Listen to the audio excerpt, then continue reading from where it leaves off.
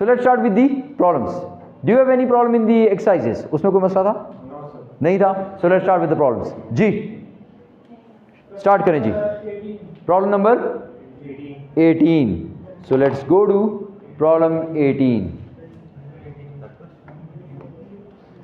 Problem 18. So let's go to problem 18, and this is problem 18 for you. Okay, when you were born, your dear, यही है? Okay, Sami. Okay, गौर से देखिए. When you were born, your dear old aunt Minnie promised to deposit 1,000 in a savings account for you on each and every one of your birthdays. ठीक है? जब आप पैदा हुए तो उसने कहा कि वो हर सालगिरह पर आपको 1,000 रुपये आपके अकाउंट के अंदर डिपॉजिट कर देगी. Beginning with your first birthday कब आती है? 1 साल के जब आप हो जाएंगे. तो इसका मतलब ये है कि जब आप पैदा हुए, when you were born, 0, your first birthday is here, and on this day your aunt will deposit 1,000 in a savings account, and then she will keep on doing it till your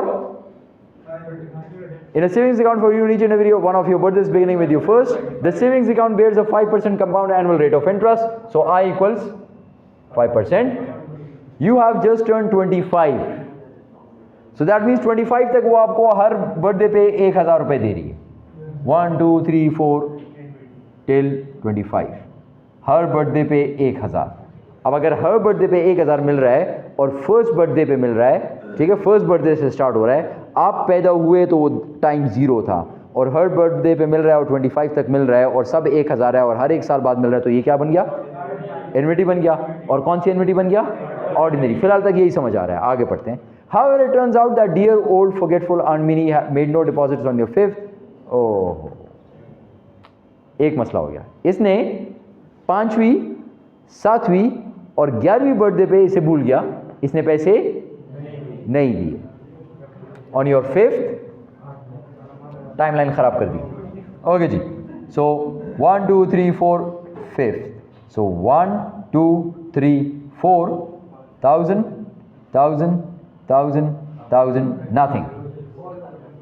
ठीक, यहां पे कुछ नहीं, यहां पर भी कुछ नहीं. फिर 6 पे आया, 7 पे फिर नहीं आया. 6 पे आया 1000, 7 पर फिर कुछ नहीं. ठीक, फिर 8 9 10 पे फिर आए पैसे आपको. 8 9 10 11 पर फिर कुछ नहीं. ठीक, सो 1000 1000 1000. 11 birthdays. How much is in the account now on your 21st birthday? अब 25 ईयर्स तक तो नहीं, वो सॉरी 25th बर्थडे 25 ईयर्स तक ही है. ठीक है, 11 के बाद कोई गैप्स नहीं है, 25th तक. सही है.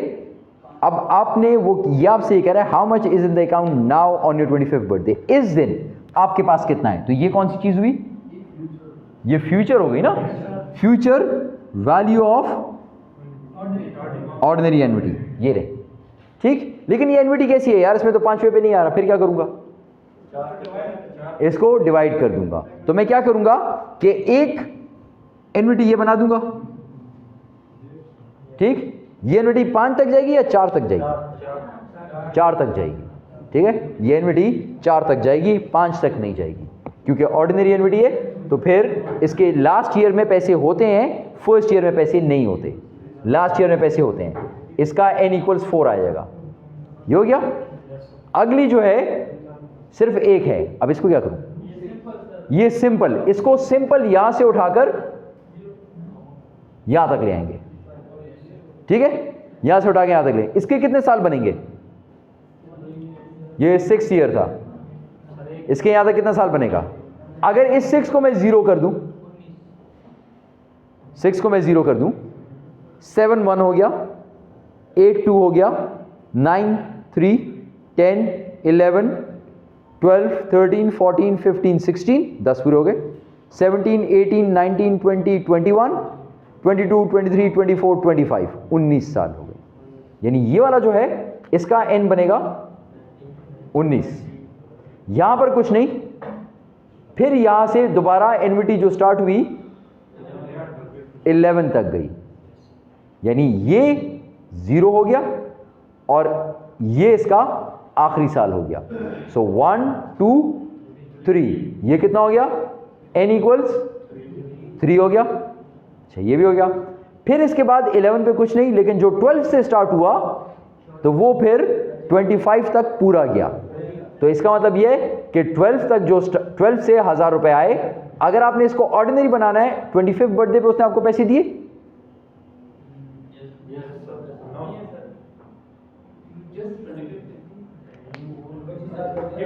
You have just turned 25 and want all the cash.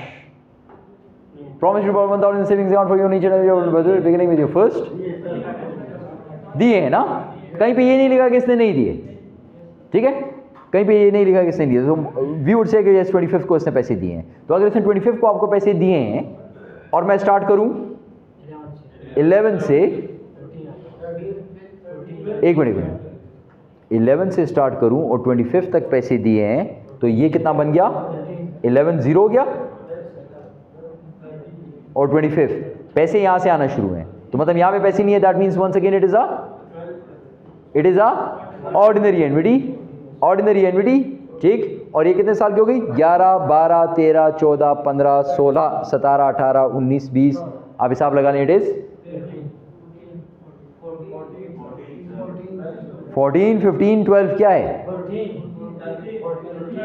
13 14, okay, n equals 14। अच्छा अब देखें 11 0 है ना, 12 1 है, 12 13 14 15 16 17 18 19 20 21 22 23 24 25 14,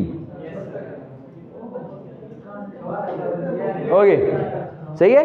अच्छा अभी पूरा नहीं हुआ, एक मिनट पूरी बात सुन लें। ये वाली एनविटी आप यहां तक ले आए, सही है, सिर्फ ये वाली एनविटी, इसको यहां तक ले आए। व्हाट अबाउट दिस, ये जो आपने एनविटी बनाई, आपने कहां तक बनाई, अप टिल 10, इसको यहां से उठा के सिंपल कंपाउंडिंग करनी है। n इक्वल्स 10 से 25 तक, 10 0 हो गया, 11 is the first year, so 11 12 13 14 15 11 12 13 14 15 16 17 18 19 20 10 15, ये हो गया n इक्वल्स 15। अब आ जाए इधर, ये हो गया n इक्वल्स 19, ये आया है इस 1 2 3 4 तक, this 4 becomes 0 over here and I need to come up till 25, so n equals 21। ये भी करना है, ये सारी कैलकुलेशन कर देंगे। जो आखिरी जगह तक आ रही है, this one plus this one plus this one plus this one, इन सब को आपने ऐड कर देना है and this will be your answer. जाहिर सी बात है, जितनी ज्यादा कैलकुलेशन उतना ज्यादा चांस कि आप लोग एरर करेंगे, because you will miss the years. ये ईयर्स की कैलकुलेशन जो है ना, ये बड़े एहतियात से करनी है, आराम से करनी है। अगर ये सही है तो क्वेश्चन आसान है, बाकी कुछ मुश्किल नहीं है। All the only thing which is difficult is the number of years. That's why I told you should be good at making a timeline. Timeline is the answer, timeline is the answer. बहुत ज्यादा हो जाएगा, 25 साल। 25 में से किस किस साल में पैसे नहीं मिले, 5 7 और 11, 25 में 3 चले गए, 23 कैलकुलेशन करना चाहते हैं, सही है। आप 23 करेंगे, मैं कितनी करूंगा, 1 और ये 1 2 3, एक मिनट मैं देखता हूं ना, 4 और 1 5 और 1 6। आप 23 करेंगे हमजा, आप 23 कैलकुलेशन करेंगे, मैं 6 करूंगा, ठीक है। आपको 23 कैलकुलेशन में कितना टाइम लगेगा, वैसे अंदाजा 20 मिनट नहीं तो 15 तो लग ही जाएगा, 15 तो लग ही जाएगा। अगर आप बहुत भी तेज हुए कैलकुलेशन में, 23 कैलकुलेशन में 15 आपको लग ही जाएंगे, ठीक है। मैं करूंगा 7, मुझे कितने में लगेंगे, 5 मिनट एट द मोस्ट, ठीक है, 4 मिनट, 5 मिनट से ज्यादा नहीं लगेंगे, 7 नहीं लगेंगे, 1 मिनट में नहीं, ये कैलकुलेशन जल्दी हो जाएगी। सिर्फ इसको बनाने में टाइम लगेगा, हाँ इसको बनाने में टाइम लगेगा, वो मेरा टाइम लगेगा, आपका नहीं लगेगा, आप जल्दी कर लेंगे। कैलकुलेशन कितनी है, एक मैं बताता हूं, 1 2 3 4 5 6 और एक एडिशन 7, तो मेरे हिसाब से इसको 7 मार्क होना चाहिए। 7 MCQs, मतलब मैं इसको MCQ के फॉर्म में लूंगा ना। मैं आपसे कहूंगा कि व्हाट विल बी, हाँ, द फर्स्ट फेज इसका, फिर the second one, fourth one, fifth one, इस तरह करके, मतलब आपसे सबको ब्रेकअप करके आपसे पूछूंगा जी। 5 नंबर क्वेश्चन, ये क्लियर है? जाएं आगे, let's move on.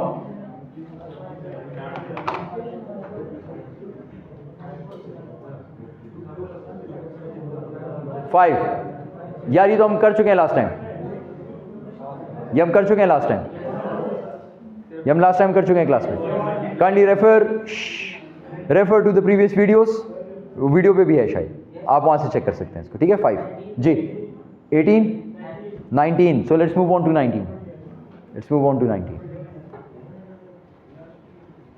Okay, assume that you will be opening a savings account today by depositing 100,000.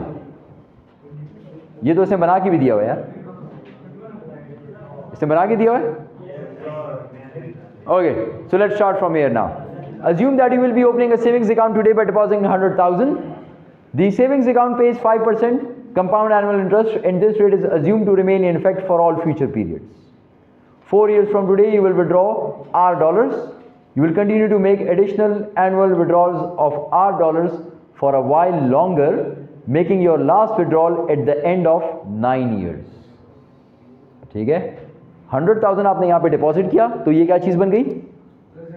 Present value 100,000, ठीक, ये प्रेजेंट वैल्यू है। अब वो आपसे कह रहा है कि आपने विड्रॉल स्टार्ट की, और किस साल से स्टार्ट की? From year 4 years from today, आज से 4 साल बाद, 1 2 3 4, यहां पे पहली विड्रॉल आई। और विड्रॉल कितनी की अमाउंट की? आर नहीं बताया आपको कितनी है, are x let's say. 4 years from today, you will withdraw R dollars. You will continue to make additional annual withdrawals of R dollars for a while longer, making your last withdrawal at the end of 9 years. हर साल आप withdrawals कर रहे हैं, और वो कह रहा है सेम withdrawal, सेम ना, R सेम ना, पहले भी R और अभी भी R, तो इसका मतलब ये it has formed a NVD, ये NVD बन गई है। लेकिन NVD ये बन रही है, ये नहीं बन रही, NVD ये बन रही है। आगे चलें, to achieve the, okay sorry, you will continue to make additional annual withdrawals of R dollars for a while longer, making your last withdrawal at the end of year 9 to achieve the following pattern of cash flows over time. समझ आ गई इसकी भी हमें? आगे जाएं, note today's time period 0, 1 year from today is the end of time period 1, etc. ये भी सही हो गया। How large must R be? So that means we need to find out R. आगे चलें, to leave you with exactly a zero balance after you finish R, after your final R withdrawal. यहां पे आखिरी withdrawal है, और यहां पे आपके पैसे जो है वो बन गए 0, पैसे खत्म हो गए यहां पे आपके सारे, यानी ये सारे इस अमाउंट के बराबर होने चाहिए। आगे चलें, R withdrawal is made at the end of year 9. Tip वैसे ना पढ़ें और इसके बगैर सॉल्व करने की कोशिश करते हैं, फिर ना हुआ तो फिर इसको पढ़ लेंगे, ठीक है। टिप नहीं पढ़ते, सही, टिप नहीं पढ़ते, सिंपल है, सब कुछ इस टाइमलाइन के ऊपर बना हुआ है। इसको थोड़ा सा ऊपर कर देते हैं ताकि ये टिप छुपा दें, ये नहीं, सही। अच्छा, अब 1 लाख रुपए इधर है, यहां पर आपने कुछ पैसे निकालने जो बराबर होंगे उस पैसों के जो यहां पर हैं, और वो 0 बन जाएंगे। तो पहले तो ये देखें यहां पर पैसे कितने हैं, पहले ये देखें यहां पर पैसे कितने हैं। अगर मैं 1 लाख रुपए आज के दिन दूं, तो 9 सालों बाद वो पैसे कितने बन जाएंगे? So I need to find out future value, simple future value ना, for n equals 9, I equals 5%, 9 years और 10 years, समी 9 years, नॉट 10, 1 साल, 2 3 4 5 6 7 8 9, ठीक है। For n equals 9, I equals 5%, find out the future value. Let's say the future value is, give me a figure. या अगर किसी ने फाइंड आउट किया तो एग्जैक्ट फिगर दे दें, और अगर नहीं है तो मुझे कोई फिगर दे दें, कोई भी फिगर दे दें। 130 से तो ज़्यादा ही होनी है, 150 कर देते हैं, चलें वैसी, लेट्स से इट इज 150, ठीक, हमने फाइंड आउट कर दिया सिंपल फॉर्मूले में डाल के, it's 150,000. So if it is 150,000, now I need to find out कि अगर एनविटी हो और उसकी वैल्यू इस दिन 150 है तो ये क्या वैल्यू है, इसको क्या बोलते हैं, future value of एनविटी. So this becomes future value of एनविटी. देखें पहले क्या काम किया, सिंपल इसको यहां से यहां तक कंपाउंड किया, इसको फ्यूचर वैल्यू बनाया, फिर हमने कहा कि यहां से यहां तक जो है ये बन गया एनविटी, तो ये बन गया फ्यूचर वैल्यू ऑफ एनविटी. और चूंकि payment is made in the last year, so that means this would be a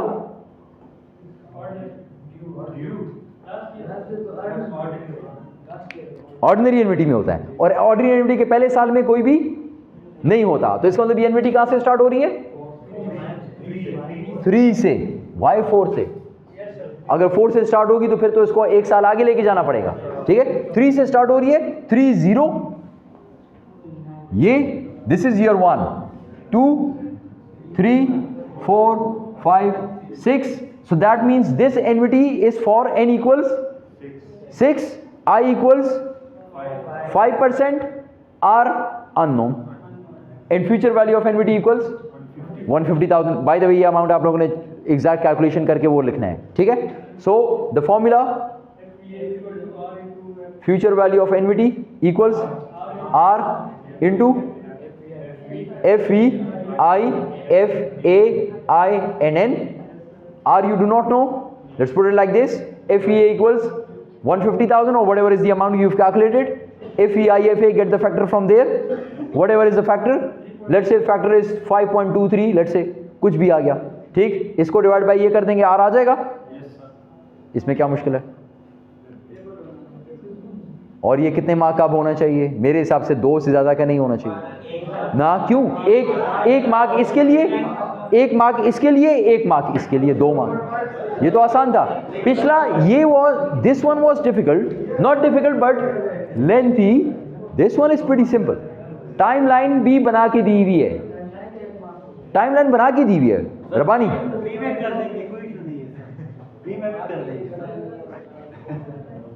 okay, next class 17 तो ऊपर है, समी कह रहा नीचे. सर एक ऊपर से करते हैं, एक 17 early bird. Okay, early bird has decided to start saving for his retirement beginning on his 21st birthday. ये हमने कर नहीं रहा था लास्ट टाइम, ये हमने किया हुआ था, ये हमने क्लास में किया हुआ है, ठीक है. ओके, विच वन, नीचे आ गए 20, 21, 22, 21. Want to win $1 million. Here's how. One winner chosen at random from all entries will win a 1 million annuity. Pay attention. Will win a 1 million annuity. That was the statement announcing a contest on the World Wide Web. Take. The contest rules describe the $1 million prize in greater detail. 40 annual payments of 25,000 each, which will result in a total payment of 1 million. The first payment will be made January 1st. Subsequent payments will be made each January thereafter, which means that forms a what? देखें 40 annual payments, देखें गौर से सुने. $1 million जीतना है, इस तरह जीतना है. किस तरह? एक विनर होगा chosen at random from the entries, उसको 1 मिलियन एनविटी मिलेगी. ये एक लिखा हुआ है एक ऐड के ऊपर, ठीक है, एक ऐड आपको मिला उसके ऊपर लिखा है. अब उसके नीचे आप डिटेल्स देखते हैं, उसमें कहता है 40 पेमेंट्स करनी है 25,000 की, 40 पेमेंट 25,000 की, ठीक है. और कब कब करनी है? 1 मिलियन के will result in a total payment of 1 million. The first payment will be made January 1st. पहली पेमेंट करनी है January 1st को, January 1st, और फिर हर पेमेंट हर जनवरी को. Using a compound annual interest rate of 8%, what is the present value of this $1 million prize? उसने साफ साफ बता दिया है कि प्रेजेंट वैल्यू फाइंड आउट करें, और जो $1 मिलियन है वो आपको मिलेगा आगे आखिर में 40 इयर्स के बाद. तो इसका मतलब 40 साल है. 0, 40 साल, 40 साल, n इक्वल्स 40, ठीक, I इक्वल्स 5 है, second last 8%, sorry 8%, I equals 8% और present value of this $1 million। भाई तो आसान है, इसमें मसला क्या है यार, ये तो बहुत आसान था, सिर्फ आपको ये बनाना था कि ये क्या रहा है, सिर्फ ये देखना था। एक नंबर, अच्छा ऑर्डिनरी है, अच्छा आप आते हैं पॉइंट की तरफ आते हैं, ऑर्डिनरी है या क्या है, यहाँ पे 40 पेमेंट है। अब देखें वो क्या कह रहा है, first payment, that was statement announced in a contest on the World Wide Web. The contest rules describe the $1 million prize in greater detail.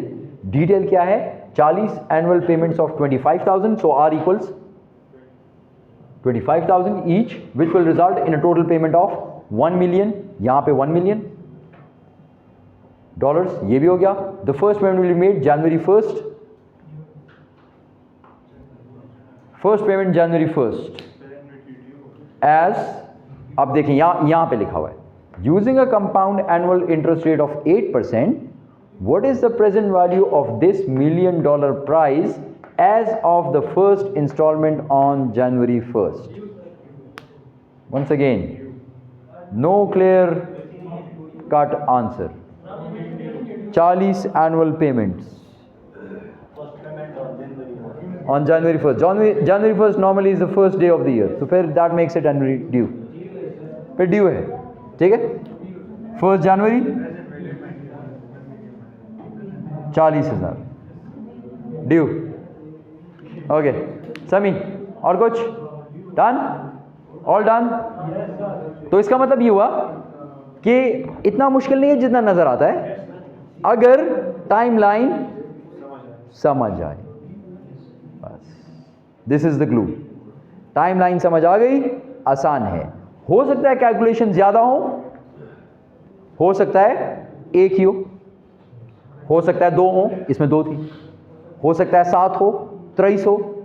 जितनी ज्यादा कैलकुलेशन उतना ज्यादा मार्क्स, इस बात से आप बेफिक्र रहें। जितनी कैलकुलेशन आपकी ज्यादा होगी, मैं इसी तरह चेक करता हूं कि कितनी कैलकुलेशन आपने करनी है, जितनी कैलकुलेशन करनी है उतने मार्क्स हैं, सिंपल एज दैट। जितनी कैलकुलेशन आपने कर ली उतने मार्क्स मिल गए।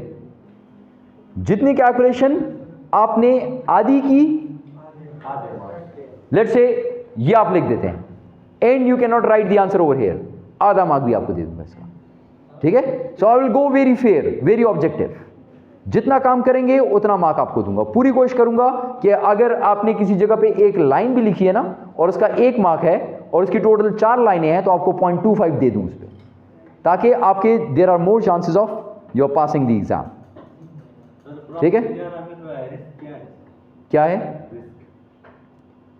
रिस्क? पेपर में क्या होता है, जो क्या इस तरह होता है पेपर में? इस तरह होता है कि आप ये समझते हैं कि आप ब्लैंक पेपर दे के आ जाएं और आप पास कर दें, इम्पॉसिबल। पेपर में इस तरह होता है कि आप ये समझते हैं, which happens to most of the students, and somehow my nephew is a student over here and he tells me the same thing as well, कि I don't want to mention, there are students who would do it like this, कि they would write the same thing again and again in each and every question, ठीक है। in each and every question they would write the same answer and they would expect the teacher would give them some mark. So I'm sorry, how can it happen? It cannot happen, ठीक है। So it won't happen in my case, so please don't do it like this. Make an effort. The more you make an effort, the more marks you will get. जितना आप effort करेंगे उतना mark आपको ज़रूर मिलेगा। इस बात से आप बेफिक्र रहें कि आपका कोई मार्क आपको ना मिले। अगर नहीं भी दिया मैंने और फिर पेपर के बाद आके मैंने आपको पेपर हैंड ओवर किया फॉर चेकिंग योर पेपर, तो आप मुझे बता सकते हैं कि सर ये देखें मैंने 1 लाइन लिखी, आपने इसे 1 लाइन का मार्क नहीं दिया, तो मैं आपको उस 1 लाइन का भी मार्क देने को तैयार हूँ, ठीक है। I would do my best that you pass your exam, but I'm sure some students would do their best to fail their exam, ठीक है। They won't study, they won't write anything at all, they would just write things from here and there. अपने आप से कोई formula ईजाद कर लेते हैं लोग, अपने आप से स्टोरियाँ बना देते हैं उसके अंदर, पेपर के अंदर। That thing will not happen. So you are mature people now. जी, ज़्यादातर कोशिश यही होती है कि आपको ये क्वेश्चन इस तरह करें और यहाँ पे 4 ऑप्शंस हो, उसमें से एक को सिलेक्ट कर दें।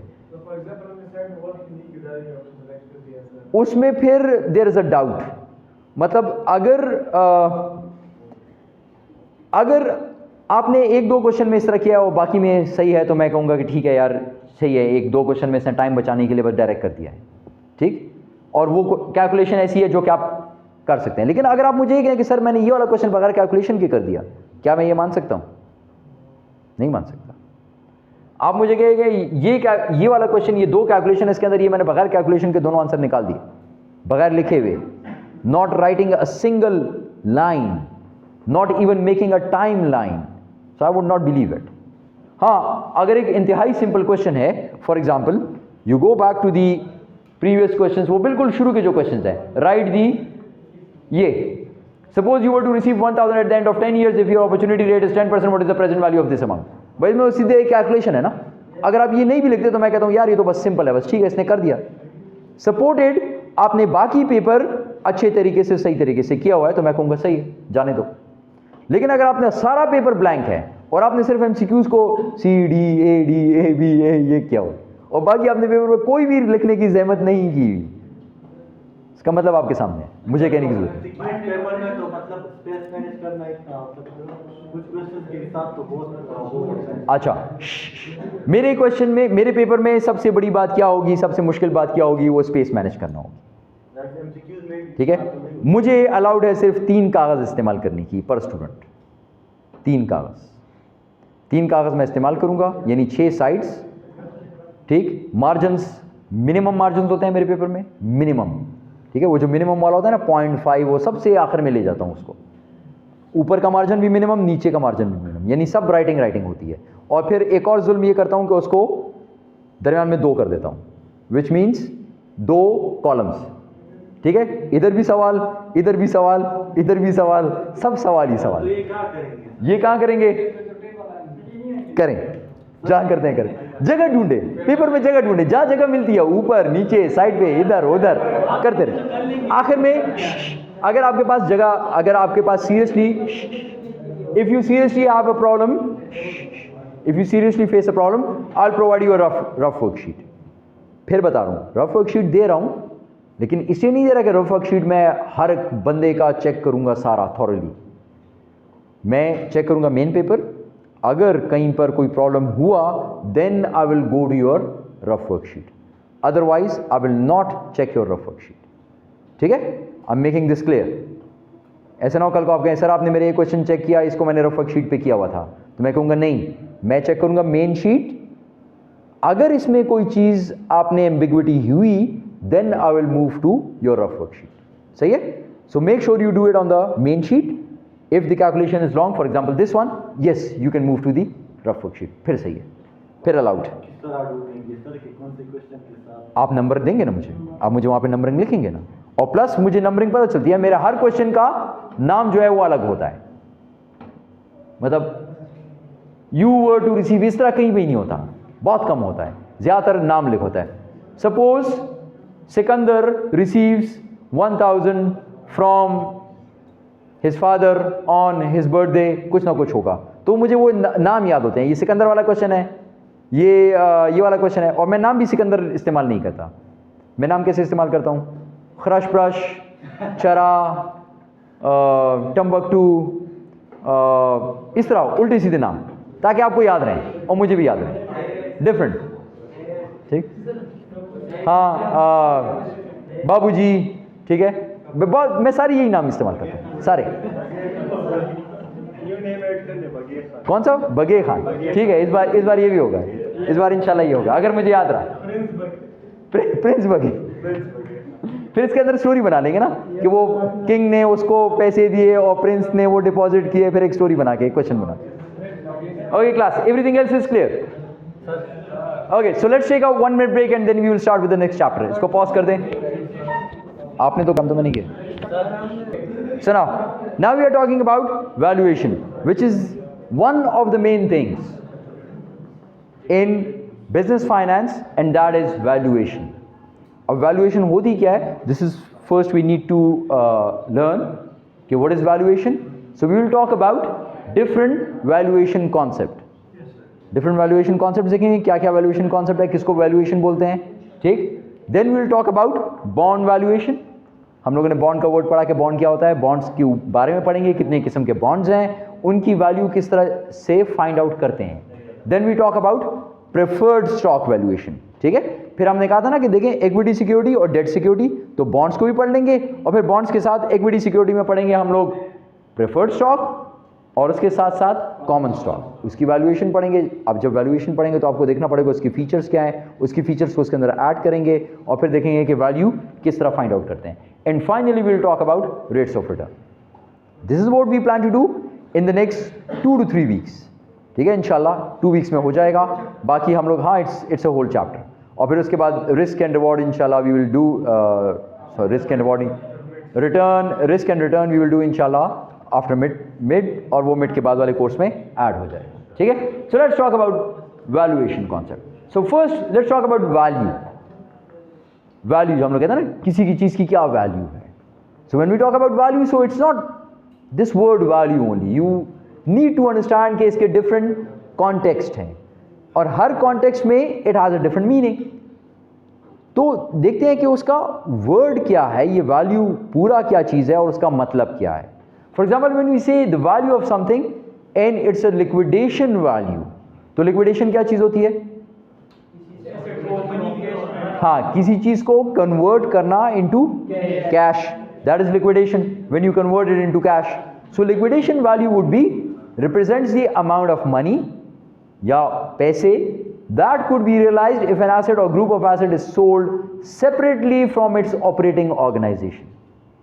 Separately, पूरी ऑर्गेनाइजेशन नहीं बेच रहा मैं, उसका कोई एसेट और क्लास ऑफ एसेट, ठीक है, और group of asset, class of asset जब बेचता हूं, यानी मैं अपनी एक गाड़ी बेचता हूं ऑर्गेनाइजेशन की, तो जब बेचूं और उससे मुझे कितने पैसे आए, कितने पैसे आएंगे, उसको बोलते हैं लिक्विडेशन वैल्यू। या मैं सारी गाड़ियां बेचता हूं, ग्रुप ऑफ एसेट, वो पूरा ग्रुप बेच देता हूं, गाड़ियां, cars, vehicles is a group of asset, वो बेच देता हूं, या एक व्हीकल बेचता हूं, सिंगल एसेट, ठीक। जब मैं उसको बेचूं separately from its operating organization, organization नहीं बेच रहा आपको, सिर्फ वो एसेट बेच रहा हूं या ग्रुप ऑफ एसेट बेच रहा हूं, वो कितनी की बिक सकती है या कितने पैसे मुझे मिलेंगे, उस पैसों को बोलता हूं liquidation value. Got the idea? Clear है? Okay. Next thing is going concern value. Going concern क्या होता है? याद है? क्या प्रिंसिपल हमने पढ़ा था? Business is a going concern. So what does it mean?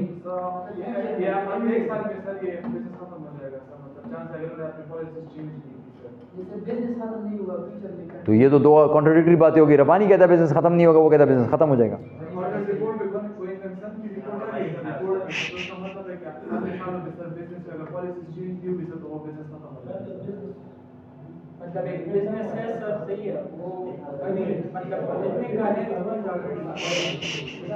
Okay class, what is the going concern assumption in gap? हाँ, गैप का प्रिंसिपल गोइंग कंसर्न का क्या है कि business is a going concern which means the business will run या operate for ever, वो चलता रहेगा। और इसी बेस पे मैं हर चीज की वैल्यू लिख देता हूं, इसी बेस पे मैं कहता हूं कि मेरा एसेट इतने का है। अगर this market knows that I am selling off everything, going to UK, और बस मैं अपनी चीजें बेच रहा हूं, so then I am actually liquidating, जब सब चीज़ें बेच रहा हूँ, बस मैं जा रहा हूँ, so then the value would be different, then the value would be different. But if it's a going concern, नहीं ये बिजनेस ऑपरेट करता रहेगा और इसमें से कोई एक चीज़ मैं बेचता हूँ, तो उसकी वैल्यू उस वक्त डिफरेंट है, ठीक है। So when I talk about going concern value, it represents the amount a firm could be sold for as a continuing operating business, यानी वो बिजनेस चलता रहेगा। मैं ये नहीं कह रहा कि बिजनेस को क्लोज डाउन करके बेच रहा हूं, बिजनेस चलता रहेगा और हम ये बिजनेस बेच रहे हैं, ये पूरी फर्म हम बेच रहे हैं। So this going concern value is the value of the business, is the value, is the amount of money for which the business can be sold if this business keeps on operating, यानी operate करता रहेगा, ये चलता रहेगा और हम इस business को बेचें तो जितने का वो बिकेगा उसको बोलते हैं going concern value. Is this thing clear? ठीक है कि वो गोइंग कंसर्न है, वो ख़त्म नहीं हो रहा वो। ओके, बुक वैल्यू ये तो याद है ना सबको? बुक वैल्यू क्या होती है?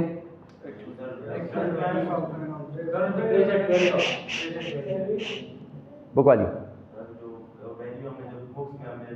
तो बुक में, बुक क्या होती है? कौन सी बुक में? उर्दू की बुक में, इस्लामियात की बुक में?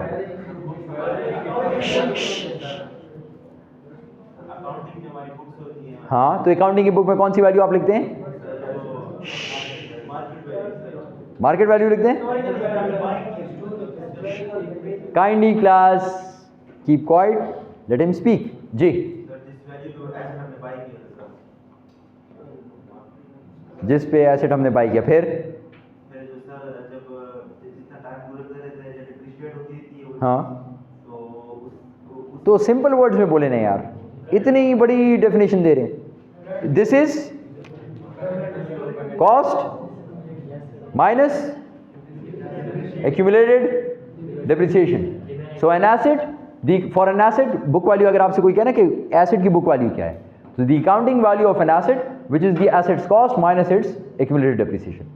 This is the book value जो आपकी बुक में लिखी होती है। in other words जिस पे आपने asset खरीदा हो उसमें से जितना आपने इस्तेमाल किया हुआ है उसकी depreciation माइनस कर दें, जितना अब तक इस्तेमाल हुआ accumulated, तो this will give you the book value of an asset. Clear? Okay, आगे चलें। Book value of a firm, book value of a firm. अब बुक्स के अंदर इस फर्म की क्या वैल्यू है? बुक के अंदर, बुक्स के ऊपर, मार्केट में नहीं, बुक्स के ऊपर। तो आप अपनी बुक खोलते हैं, आप कहते हैं यार मेरे एसेट्स कितने हैं, ये अच्छी चीज़ें हैं, ये इसकी वैल्यू को बढ़ाता है, लेकिन साथ साथ आपने कुछ पैसे भी लोगों को देने हैं, तो उन सबको बीच में से माइनस कर दें। So total assets minus liabilities and preferred stock as listed on the balance sheet will give you the value of the firm. अब ये value of the firm वो पैसे हैं जो कि स्टॉक होल्डर्स ने मुझे दिए थे और जिनको with the passage of time मैंने या तो बढ़ाया होगा या कम किया होगा। अगर बढ़ाया हुआ तो इसका मतलब ये है कि मेरे शेयर होल्डर्स की वेल्थ इंक्रीज हुई है, और अगर कम किया है तो उनकी वेल्थ डिक्रीज हुई है। Got the idea? Okay, book value of the firm, book value of the asset, ये भी हो गया। मार्केट वैल्यू, अब ये वो वैल्यू है जो कि मार्केट असाइन करता है आपकी चीज़ों को। ठीक है, so market value represents the market price at which an asset trades. अब आपकी बुक में तो लिखा हुआ है कि ये चीज़ 1 लाख की है, मार्केट में लोग इसके कितने देंगे ये देखें आप। ठीक है, मार्केट में लोग इसके कितने पैसे देंगे। So this is represents the market price at which an asset trade, जिस पैसों पे मैं मार्केट में उसको बेच सकता हूँ, that is the market value. Intrinsic value, ये क्या होती है? इंट्रिंसिक वैल्यू कहीं पे पढ़ी थी ये पहले? हाँ, कहाँ पे पढ़ी थी? इकोनॉमिक्स में पढ़ी थी। तो हाँ, तो वो क्या थी? हाँ, जो उसके ऊपर लिखी होती है। अगर उसके ऊपर 100 रुपए लिखा हुआ है तो क्या वो 100 रुपए का है वो नोट? मतलब उसकी वैल्यू तो 100 रुपए की है, लेकिन अगर देखा जाए तो वो कागज शायद 5 रुपए का हो। तो अब बताएं कि इंट्रिंसिक वैल्यू क्या है? तो एक्चुअल वैल्यू का क्या मतलब है? क्या होती है? हाँ हाँ, तो मतलब गोल्ड, क्या गोल्ड? गोल्ड की जिस तरह एक्चुअल वैल्यू होती है। तो इंट्रिंसिक वैल्यू का क्या मतलब हुआ कि उसकी वैल्यू क्या होनी चाहिए, क्या होनी चाहिए। एक्चुअल को छोड़ें, क्या होनी चाहिए, the value it should have, it ought to have. So it represents the price a security ought to have. और ये किस बात पे बेस करेगा? Based on all the factors bearing on valuation. सारी चीज़ें दिमाग में रखें, ये कितना रिटर्न देता है हमें, ठीक है, ये क्या कोई अच्छी कंपनी है, ख़राब कंपनी है, इसकी मैनेजमेंट कैसी है, इसके पास रिटर्न्स कैसे हैं, ठीक, ये गोइंग कंसर्न है ये कंपनी, सब चीज़ें दिमाग में रखें। वो सब चीज़ें जो वैल्यूएशन में करनी चाहिए उनको दिमाग में रखते हुए किसी भी सिक्योरिटी की क्या वैल्यू होनी चाहिए, this is called as intrinsic value. Clear? Clear? Valuation का कॉन्सेप्ट क्लियर हो गया सारा? वैल्यूज बहुत सारी किस्म की होती हैं, हमने बहुत सारी वैल्यूज पढ़ी, इसमें से हम इंटरेस्टेड हैं अभी आगे पढ़ेंगे इंट्रिंसिक वैल्यू में कि इंट्रिंसिक वैल्यू क्या है। अगर मार्केट की वैल्यू है तो बाहर आप देखेंगे ना कि मार्केट में कितने का बिकता है। अगर बुक वैल्यू है तो आपको पता चलेगा कि बुक्स के अंदर कितना है, ठीक है। अगर और कौन सी बड़ी गोइंग कंसर्न अगर है तो वो है कि अगर वो एज अ रनिंग बिजनेस उसको बेचें तो क्या वैल्यू है। हम इसकी बात नहीं कर रहे, हम इसकी बात कर रहे हैं कि किसी भी सिक्योरिटी की, बॉन्ड की, प्रेफर्ड स्टॉक की, कॉमन स्टॉक की क्या वैल्यू होनी चाहिए, दिमाग में रखते हुए वो सारे फैक्टर्स जो उसकी वैल्यूएशन को फाइंड आउट करने में मदद करते हैं। अब देखते हैं कि किसी भी सिक्योरिटी को फाइंड आउट करने में कौन से फैक्टर मदद करते हैं और उसकी वैल्यू को मैं कैसे फाइंड आउट करूंगा। वैल्यू का कॉन्सेप्ट हमने पढ़ लिया, ठीक। हम इंटरेस्टेड हैं इंट्रिंसिक वैल्यू के अंदर कि उसकी वैल्यू क्या होनी चाहिए। So now will talk about bond valuation. उससे पहले सबसे पहले जरूरी है कि पढ़ें बॉन्ड होता क्या है, बॉन्ड किस तरह काम करता है, ठीक, कितने किस्म के बॉन्ड्स हैं। फिर बात करेंगे कि उसकी वैल्यू कैसे फाइंड आउट करें, और फिर उसके अंदर एक सेमी एनुअल कंपाउंडिंग है वो पढ़ेंगे। ये सारे काम हम लोगों ने पढ़ने हैं बॉन्ड वैल्यूएशन के अंदर। सो let's start with bond. Now what is a bond, ये बात हम लोगों ने बिल्कुल पहली क्लास में की थी कि व्हाट इज अ बॉन्ड। आप लोगों ने थोड़ा सा आइडिया दिया था मुझे कि सर बॉन्ड एक किस्म का कर्जा ही है, लेकिन बस उसके बदले में ऑर्गेनाइजेशन कुछ पकड़ा देती है, कोई सर्टिफिकेट या कोई लिखा हुआ कागज या कुछ, या कोई कोई एग्रीमेंट कुछ दे देती है आपको कि ये पैसे हैं। So what actually is a bond? A bond is a long term debt instrument, ठीक है। लॉन्ग टर्म बॉन्ड होता है, और हम लोगों ने क्या पढ़ा था, शॉर्ट टर्म को क्या बोलते हैं? Short term, come on class, short term इस बोर्ड की इस साइड पे लिखा था, इतना भी याद है। और यहाँ पे एक एरो दिया था यूं करके, और यूं नीचे लेकर आया था, और उसके साथ लिखा था ये स्टार्ट। ये हमने डिस्कशन स्टार्ट की थी इस जगह से। ये हमने किस चीज के लिए इस्तेमाल किया था? हाँ याद है, टी बॉन्ड्स, और टी बॉन्ड्स के साथ एक और वर्ड क्या इस्तेमाल किया? T bills. बिल्स जो होते हैं ना वो शॉर्ट टर्म होते हैं, बॉन्ड्स लॉन्ग टर्म होते हैं। Okay, so let's move on class, let's move on. Now bond debt instrument है, यानी ये किस्म का डेट, आप जब डेट लेते हैं तो वो इंस्ट्रूमेंट आप देंगे, क्रिएट करेंगे उस इंस्ट्रूमेंट को। लॉन्ग टर्म है, 5 years, 10 years, 2 years, 20 years, 25 years, जो भी है। So is a long term debt instrument issued by, it can be issued by a corporation or a bond or a government. If a government issues that, it is called as a T bond. Treasury का bond है, government का bond है, ठीक है। If a corporation issues that, it will be called as a corporate bond, ठीक है, corporate bond होगा। Okay, आगे चलते हैं।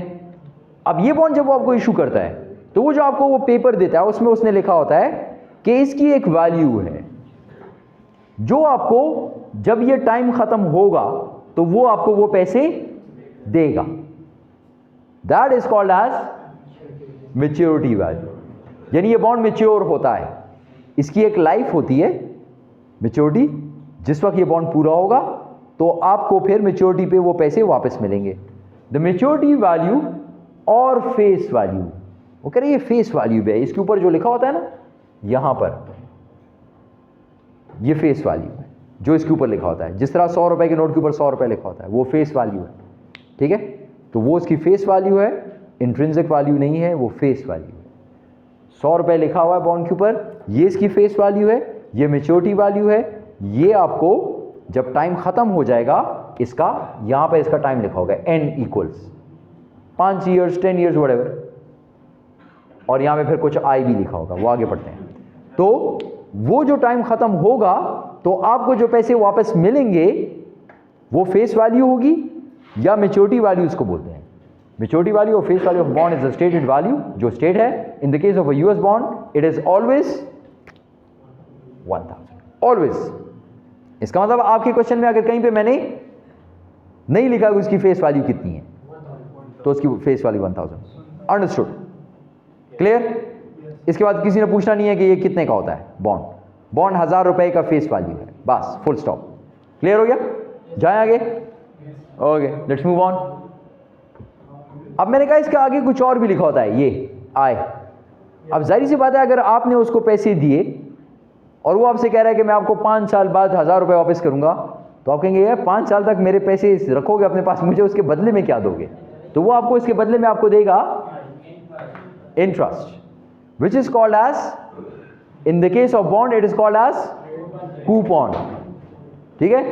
The bond's coupon rate is the stated rate of interest, the annual interest payment divided by the bond's face value. ठीक है? जो वो आपको पीरियोडिकली दे रहा है, सालाना दे रहा है, साल में 2 बार दे रहा है, जो भी आपको बता रहा है वो यहाँ पर उसका इंटरेस्ट अमाउंट या उसका कूपन रेट पहले से बताता है आपको। जब आपको वो बॉन्ड इशू करता है ना, तो वो कहता है 5%, 10%, जो भी है, ये भी बताता है, ये भी बताता है। ये अंडरस्टूड है कि 1000 रुपए का है, ये अंडरस्टूड है कि ये 1000 रुपए का है। ठीक, अब आप जितने भी खरीदें उसको, that will depend on the market. लेकिन जब आप इसको वापस करेंगे 5 साल बाद, तो ऑर्गेनाइजेशन आपको कितने पैसे देगी? कितने पैसे देगी? कितने पैसे देगी आपको मैच्योरिटी पे? 1000, न रुपए ज्यादा न रुपए कम। चाहे आपने जितने का भी वो खरीदा हो, चाहे आपने 2 रुपए का खरीदा हो, चाहे आपने 10,000 का खरीदा हो, होता नहीं है इस तरह, लेकिन वैसे कर, ठीक है, आपको वो 1000 रुपए वापस करेगा। और दरमियान में आपको पीरियोडिकली क्या देगा? कूपन। ठीक है, इंटरेस्ट और कूपन। क्लियर है? ओके, आगे चलते हैं। The discount rate. अब ये बॉन्ड जब आप खरीदेंगे, ठीक है, ये बॉन्ड आप खरीदेंगे तो आप कितने का खरीदेंगे मार्केट में? वो डिपेंड कर रहा होगा इसकी वैल्यू के ऊपर, जो डिपेंड कर रहा होगा बहुत सारी और बातों पर। हमने कहा फैक्टर्स हैं बहुत सारे, उस पर डिपेंड कर रहा होगा। अगर ये बहुत रिस्की किस्म की ऑर्गेनाइजेशन है, यार कुछ नहीं पता चलता, PIA का बस ख़त्म होने वाली है, किसी भी वक्त ख़त्म हो जाएगी, बिक जाएगी, ब्ला ब्ला ब्ला, कुछ भी हो जाएगा, तो फिर आपसे पैसे लेना, अगर आपको वो कहे कि अच्छा यार 5% मैं आपको दे रहा हूँ, ये बॉन्ड मेरा खरीदें, आप वो बॉन्ड खरीदेंगे? नहीं खरीदेंगे ना। आप कहेंगे यार PSO 5% दे रहा है, जिसमें कोई रिस्क नहीं है, जो आपसे इतनी अच्छी ऑर्गेनाइजेशन है, तो मैं क्यों आपका बॉन्ड 5% पे लूँगा? तो फिर वो क्या करेगा? वो कहेगा यार 5% तो अब मैंने कहा हुआ है, अब मैं क्या करता हूँ, ये 1000 रुपये से इसको कम दे देता हूँ, इसको डिस्काउंट पे दे देता हूँ, फिर आप खरीदेंगे। अब आप कहेंगे ना कि देखिए जब ये बॉन्ड वापस मैं करूँगा PIA को, तो PIA मुझे 1000 देगा। ठीक, इसका इंटरेस्ट रेट वही है जो कि एक अच्छी ऑर्गेनाइजेशन दे रही है, वहाँ पे भी फ़ायदा नहीं है, तो फिर वो फ़ायदा कहाँ से मिलेगा? वो फ़ायदा मिलेगा डिस्काउंट रेट पे, यानी डिस्काउंट हो के आपको बॉन्ड मिलेगा। सो ठीक, सो द डिस्काउंट रेट और the capitalization rate is dependent on the risk of the bond and is compose of the risk free rate plus a premium for risk. अच्छा, ये तो हम बात करें जब इशू होगा तो कितने पैसे आपने देने हैं। इसका उल्टा भी हो सकता है, अभी इसकी बात नहीं कर रहे। अच्छा ओके, इसका उल्टा भी हो सकता है ये बहुत अच्छी ऑर्गेनाइजेशन हो और हर कोई ये बॉन्ड लेना चाह रहा है, तो वो आपसे कहे कि नहीं भाई ये बॉन्ड तो मैं आपको दूंगा 1000 और 100 रुपये पे प्रीमियम, तो वो प्रीमियम पे भी आपको इशू कर सकता है। ठीक, ये भी हो गया। फिर आप कहते हैं अच्छा यार इसकी वैल्यू ज़रा फाइंड आउट करते हैं। अगर ये 1000 रुपये मुझे देगा तो ये 1000 रुपये मुझे कितने सालों बाद देगा? 5 ईयर्स बाद। 5 ईयर्स बाद, ठीक है, 5 ईयर्स बाद ये मुझे 1000 रुपये देगा, तो वो 1000 रुपये आज के दिन कितने हैं? यानी इस 1000 रुपये के प्रेजेंट वैल्यू फाइंड आउट करेंगे। जब वो प्रेजेंट वैल्यू फाइंड आउट करेंगे तो आपको क्या चीज चाहिए होगी? फ्यूचर वैल्यू तो ये है 1000 रुपये, आई चाहिए होगा। ये आई कहां से आएगा? इसका आई को हम लोग क्या बोलते होते हैं? बस यही गलती है, बस यही समझ लें। ये अगर आपने समझ लिया तो बस आपका मसला हल, आपके आधे मसले ये हल हो गए। देखिए कूपन रेट आपको क्या कहा था, कौन सा रेट है? कूपन रेट क्या चीज है? जो इंटरेस्ट आपको मिलता है जब आप वो बॉन्ड खरीदते हैं, आपको जो मिलता है इंटरेस्ट रेट। ये कौन सा इंटरेस्ट रेट है? जिस पे आप बॉन्ड की प्रेजेंट वैल्यू को फाइंड आउट कर रहे हैं। इसको ना इंटरेस्ट रेट बोलना है ना इसको कूपन रेट बोलना है, ये गलत हो जाएगा। This is called as discount rate. This is called as discount rate. दोबारा बता रहा हूं, कूपन रेट वो है जो बॉन्ड आपको दे रहा है पैसे। आपने 1000 रुपए बॉन्ड को दिए, ऑर्गेनाइजेशन को दिए, 1000 रुपए 5 साल बाद मिलेंगे। ठीक, उसने लेट से एट पार इशू कर दिया, बिल्कुल पार पे 1000 रुपए आपसे ले रहा है, 1000 रुपए आपको दे रहा है, ना डिस्काउंट ना प्रीमियम, कुछ भी नहीं। आसान तरीका करते हैं, 1000 रुपए तो फिर आपको दरमियान में कुछ तो मिलेगा नहीं, तो आप कहेंगे ये क्या फायदा, 1000 रुपए दिया, 1000 रुपए वापस, 5 साल में कुछ तो चाहिए ना आपको। तो जो वो आपको देगा रिटर्न जो उसके ऊपर आ रहा होगा, ठीक है। फिर दी ओके अच्छा, तो वो जो आपको देगा उसको बोलते हैं कूपन, कूपन रेट। वो जो आपको देता है वो कूपन रेट है, सही हो गया। अब मैंने आपसे कहा मैं ये बॉन्ड खरीदना चाहता हूं, मैं ये बॉन्ड खरीदना चाहता हूं यहां पर 1000 का खरीदूं, कितने का खरीदूं, मुझे जरा आइडिया दे। आप कहेंगे सर इस तरह करते हैं 1000 रुपए आपको मिल रहे हैं 5 साल बाद, इसको डिस्काउंट करते हैं।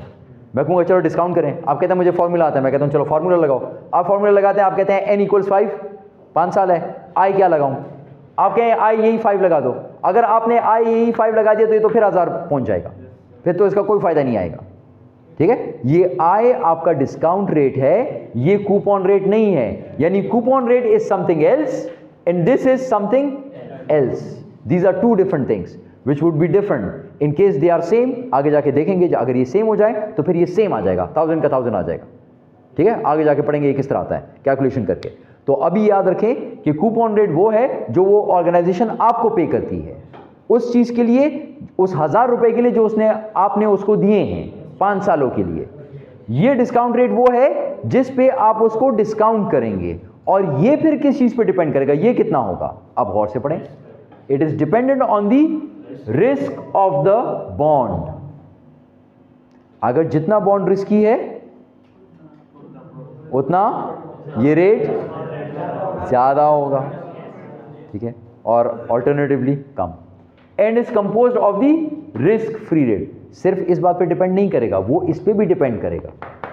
अगर मैं सरकारी कोई बॉन्ड खरीद लूं, गवर्नमेंट का बॉन्ड, और वो मुझे, और उसका रेट जो है लेट्स से 8% है, ठीक है, तो आप कहेंगे यार 8% तो वहां से मिल रहा है, ठीक, तो फिर यहां पे जो डिस्काउंट रेट है वो ज्यादा होना चाहिए 8 से, तो 8 तो रिस्क फ्री रेट है, तो ये risk free rate plus a premium for risk.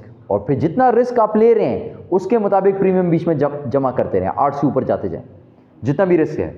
अगर इस बॉन्ड में रिस्क कम है 2% ऐड कर दें, वो भी बाद में देखेंगे कि ये किस बेस पे होता है, इस तरह नहीं होता बस 2 ऐड कर दें 3 ऐड कर दें, ठीक है, वैसे ही समझाने के लिए भी बता रहा हूँ, ठीक। रिस्क ज़्यादा है 5 और ऐड कर दें, तो उतना ये डिस्काउंट रेट ऊपर जाएगा, और जितना ये डिस्काउंट रेट ऊपर जाएगा उतनी इसकी प्रेजेंट वैल्यू कम होती जाएगी।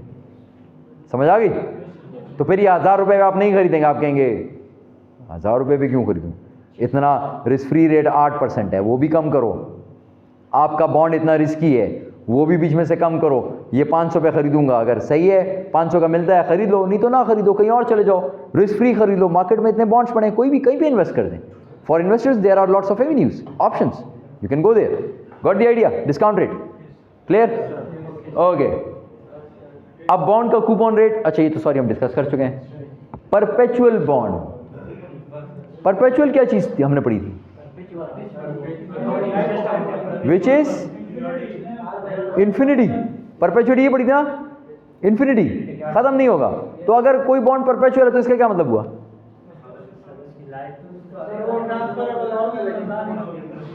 तो फिर इसका मतलब देखें, यहां पे आपने कहा कि बॉन्ड की लाइफ है, बॉन्ड की लाइफ है। अब आप कह रहे हैं कि ये एक ऐसा बॉन्ड है, एक ऐसा बॉन्ड भी होता है जिसकी कोई लाइफ नहीं है। परपेचुअली आपने 1000 रुपए दे दिए, ये 1000 रुपए आपको मिलेंगे इन्फिनिट नंबर ऑफ ईयर्स के बाद, यानी नहीं मिलेंगे, यानी नहीं मिलेंगे, इन्फिनिट नहीं मिलेंगे। तो फिर आपको इसमें क्या मिलेगा हर साल, इंटरेस्ट, ठीक है।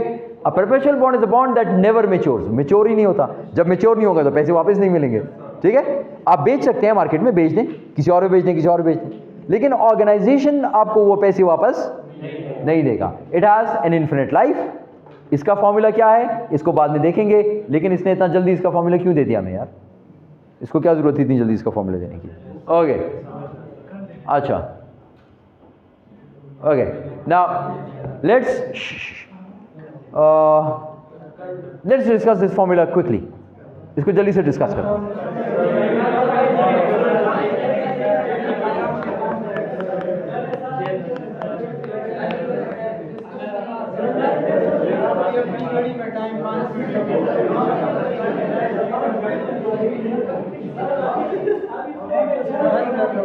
कर दें बंद कर दें।